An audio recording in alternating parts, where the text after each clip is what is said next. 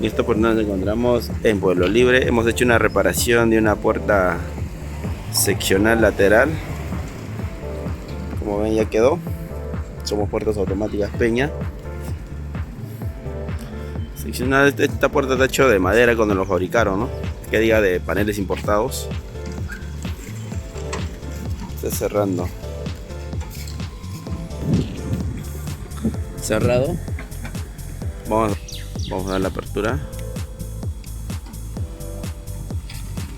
Solo se hizo acá la reparación de la puerta porque nos llamó el cliente que hace una semana hicieron el trabajo y quedó mal y nosotros hemos venido a dar solución. Somos Puertas Automáticas Peña, atendemos a nivel nacional, especialistas en puertas de garaje.